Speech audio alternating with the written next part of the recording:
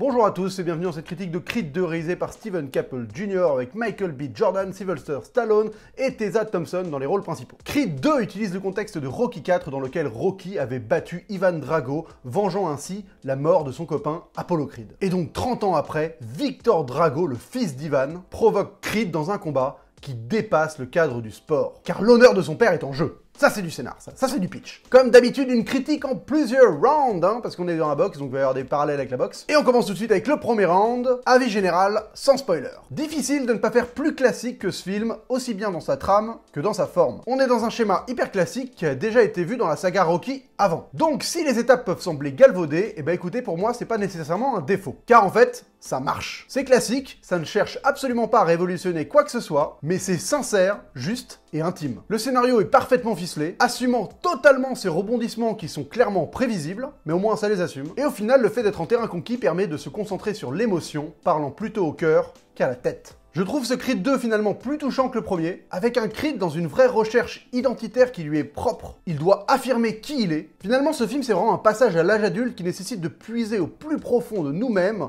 et d'y puiser l'essence de notre raison d'être et d'agir. C'est classique, mais c'est magnifique. Alors tout ça n'empêche pas un léger ventre mou dans la deuxième partie du film, il faut pas se mentir. Mais ce ventre mou reste ponctué de séquences d'émotions très très belles, notamment une que je trouve dévastatrice émotionnellement parlant sur la relation enfant-parent. Magnifique. Et il faut aussi souligner les passages obligés de la saga Rocky, notamment les training montages, qui dans ce film fonctionnent très très bien, car là on a vraiment affaire à une reconstruction douloureuse, presque une résurrection christique, qui fonctionne du tonnerre car justement Creed à un moment a réellement touché le fond. La mise en scène est vraiment très très loin de celle du premier épisode. On est à des années-lumière des séquences tape à l'œil faites par Ryan Coogler dans Creed. Comme ces combats en plan séquence qui étaient vraiment mais hyper virtuoses, bah là, c'est pas ça. Là, le réalisateur s'efface totalement derrière la pureté de la boxe. La pureté brute. C'est filmé sans fioriture, avec très peu d'effets, mais ça provoque une vraie immersion. Les chorégraphies splendides sont magnifiquement exécutées par des acteurs ultra impliqués aussi bien physiquement qu'émotionnellement, et le tout est accompagné d'un design sonore, mon dieu! Chaque son d'impact est accentué, et honnêtement, mais ça fait mal, quoi. T'entends chaque coup et ça te fait vibrer les os. Juste par le son, tu te rends compte de la puissance des combattants. Et j'ai beaucoup aimé la musique qui arrive parfaitement à faire le pont entre l'héritage de Rocky et la nouvelle identité propre de Creed.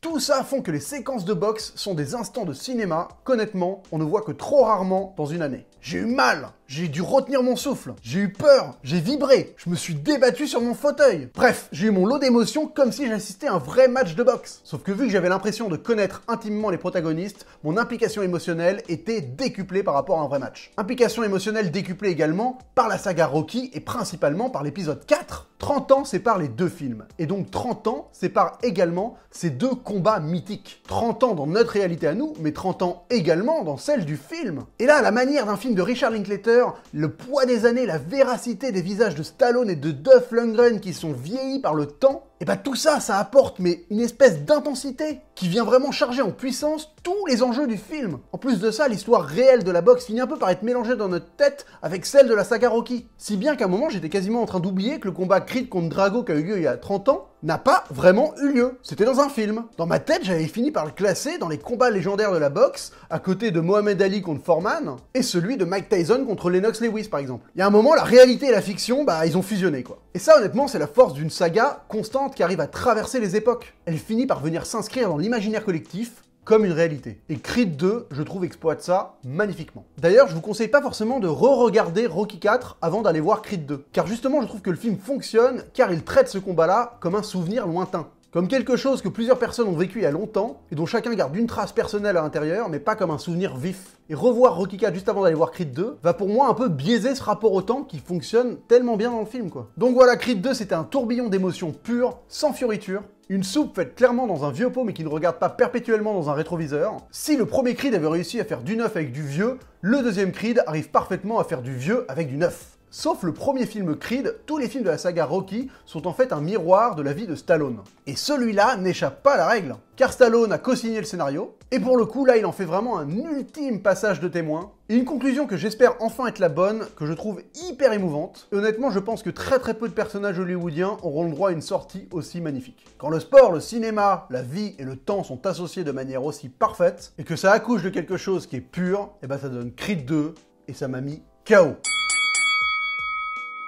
Fin du premier round, et maintenant on va passer dans les rounds suivants, dans une partie potentiellement spoiler où je vais décortiquer plusieurs aspects du film. Deuxième round, une double suite qui a du sens. Creed 2 a la lourde tâche d'être à la fois une suite à Creed et une suite à Rocky 4, dont il va donc reprendre les antagonistes et le drame initial, et surtout exploiter le temps qui s'est passé depuis la mort d'Apollo Creed, et tout ça, eh ben c'est une super idée de suite. Trop souvent Hollywood il rempile sur des suites sans savoir pourquoi, sans avoir d'idée précise. Et ben là au moins c'est pas le cas. Il y a un vrai concept. On reprend Creed où on l'a laissé, on démarre le film avec ce titre de champion du monde, donc voilà, il conclut la boucle du 1, il est enfin champion du monde, on peut passer à autre chose, et cette autre chose, ça devient la suite de Rocky 4. 30 ans après. Voir le fils d'Apollo Creed tenter de venger son père par procuration 30 ans après, ça s'écrit tout seul comme film. Et pour ça, ils ont utilisé une structure plus proche de Rocky 3, avec un Creed qui commence un peu trop sûr de lui, champion beaucoup trop facilement, et qui va se faire éclater ultra violemment durant sa première confrontation avec Drago. Et je trouve d'ailleurs que les deux masses physiques que sont Victor Drago et Clubber Lang accentuent totalement ce parallèle. Par contre, la petite subtilité scénaristique de faire disqualifier Drago malgré sa victoire incontestable, permet au film de tenir debout et de conserver sa logique jusqu'au bout. Sans être traité plus que ça, je trouve que le couple père-fils Draco-Ivan est magnifique, souffrant dans leur honneur perdu et cultivant ce besoin de revanche. Il y a par exemple cette séquence où ils vont à Philadelphia et ils voient les gens qui montent les marches et qui font comme Rocky, et tu vois sur le visage d'Ivan qui se dit « ça aurait dû être moi » quoi.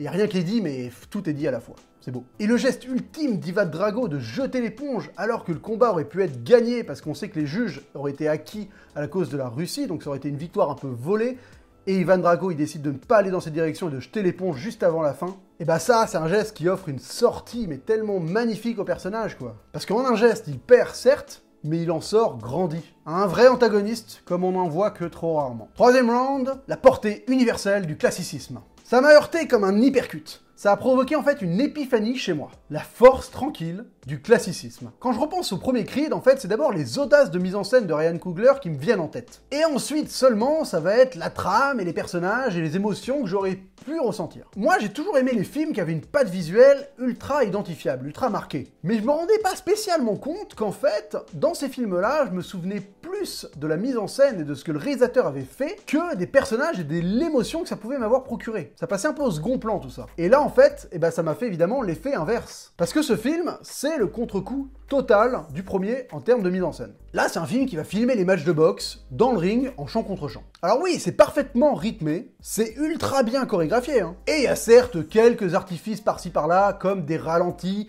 ou des maquillages qui sont vraiment hyper bien faits, donc il y a quand même des artifices de mise en scène, mais c'est pas du tout tape à l'œil. Et grâce à ça, eh ben en fait, j'ai vécu le combat pleinement avec les personnages, au lieu d'assister à un combat qui était clairement mis en scène par quelqu'un. Dans Creed 1, je regardais Ryan Coogler faire sa mise en scène.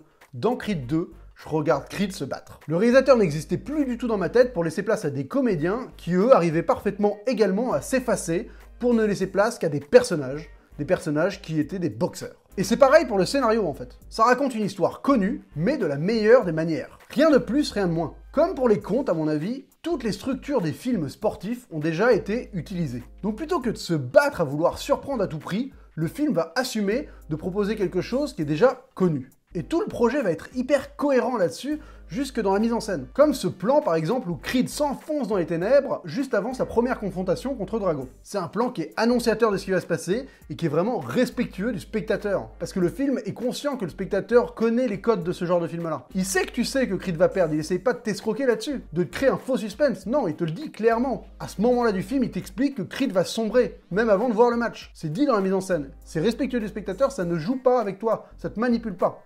ça va dans ton sens. Et ça, j'aime bien. J'aime bien qu'on me manipule aussi, hein, mais en tout cas, quand c'est assumé comme ça, je trouve ça bien. La manipulation, si je la vois, j'aime pas. Et il y a aussi un classicisme total dans la manière d'évoquer ces thématiques. Il y a toutes ces thématiques sur la paternité, sur le besoin d'être en accord avec soi-même, sur le fait de savoir quand est-ce qu'on se ment. Et pour moi, par exemple, la scène entre Creed et sa fille est un très grand moment de narration thématique au cinéma. Les pleurs de Creed qui viennent se substituer à ceux de sa fille, car son bébé, ça l'oblige à se regarder en face, à se confronter à lui-même, et arrêter de se mentir et de trouver le courage en lui de s'avouer ses 4 vérités. Et ça, en fait, ça parle forcément à tout le monde, et donc j'ai découvert que c'était l'universalité du classicisme. Round 4, la boxe, ce sport de cinéma. Le sport au cinéma, c'est pas toujours ça. L'année dernière, j'ai fait une vidéo sur le foot au cinéma, et je m'étais rendu compte que les réalisateurs avaient beaucoup de mal à mettre en scène le foot, et donc on avait très peu de très bons films sur le foot. Et pour le coup, la boxe, c'est vraiment un cas à part. C'est le sport qui compte le plus de grands films. Raging Bull, quasiment toute la saga Rocky, $1 Million Baby, La Rage au ventre, Ali, The Fighter, et ça date, hein, parce que même Charlie Chaplin a réussi à rendre la boxe légendaire au cinéma, et plutôt drôle accessoirement. Et donc, pourquoi ? Eh ben, je me suis décarcassé et j'ai réussi à trouver quelques raisons. Déjà, c'est un sport chorégraphiable, sans aléatoire. Il n'y a pas de ballon, par exemple, qui va pas toujours au même endroit ou qui va pas toujours à la même vitesse. Il suffit d'une bonne maîtrise de son corps, ce qui est la base du travail d'acteur, pour simuler un match de boxe. Et le fait d'utiliser des gants, ça permet même d'avoir des impacts tout en restant crédible. Là où dans les arts martiaux sans gants, par exemple, pour avoir des impacts filmés, faut vraiment être hyper doué et avoir une maîtrise de l'art martial qui fait que les comédiens qui sont juste des comédiens ont beaucoup de mal à avoir le niveau nécessaire. Donc souvent, soit ils doivent s'entraîner très longtemps, soit ils prennent carrément des gens qui font de l'art martial avant d'être comédiens. Pour la boxe, c'est pas le cas. On peut prendre des comédiens et réussir à obtenir un bon match de boxe sans trop galérer. Ensuite, en plus d'être un sport graphique, donc par exemple avec ses corps en sueur, au centre d'un ring avec une foule autour, qui se donne des coups et qui se déforme les visages, tout ça, ça peut créer des images ultra marquantes et bien capturées par un bon cinéaste, ça devient inoubliable. Mais en plus d'être graphique, c'est un vrai sport de stratégie la boxe. Ça pourrait être assimilé par exemple aux échecs, il y a un vrai parallèle qui existe, il y a même un sport qui combine les deux, je crois. Mais pour le coup, les échecs, c'est compliqué à filmer et rendre ça passionnant visuellement, c'est pas évident. Alors que la boxe, pour le coup, c'est parfait. Ça comporte tout ce qu'il faut pour réussir à générer une bonne histoire. T'as un enjeu qui est évident, qui va gagner le combat, et t'as surtout toute une dramaturgie qui se raconte quasiment uniquement par le visuel. Et qui peut être appuyée avec par exemple les commentaires des mecs qui regardent le match de boxe. C'est souvent le cas d'ailleurs. Mais c'est principalement raconté par l'évolution physique des boxeurs, voilà, qui se retrouvent à avoir le visage qui se dégrade au fur et à mesure à force de se prendre des coups dans la tronche. Et tout ça, c'est vraiment une narration purement visuelle, et qui va mener souvent à un apothéose. La fin d'un match de boxe, c'est vraiment l'aboutissement d'une montée en pression, un match, c'est vraiment crescendo. Et quand ça se finit, mais c'est forcément une espèce de relâchement, quoi. Et à l'inverse des échecs, il y a beaucoup de manières de filmer ça. Je pense qu'il n'y a pas 1 milliard de manières de filmer les échecs, alors que la boxe, ça peut être hyper varié. On peut par exemple filmer ça avec des vues subjectives, ou par exemple des trans-travelling, un effet visuel qu'utilisait Hitchcock dans Vertigo, et on peut alterner tout ça d'un montage ultra cut sur une multitude de détails, donnant l'impression d'un déferlement de violence, comme par exemple dans Raging Bull, où Scorsese a utilisé toutes ces techniques-là. Ou bien on peut filmer ça avec une réelle distance, en ayant l'impression d'être un spectateur dans les gradins, comme dans le premier Rocky. Sinon on peut aussi opter pour une option style retransmission télé, comme dans Rocky Balboa. Ou bien on peut faire des plans séquences ultra virtuoses, comme Ryan Coogler,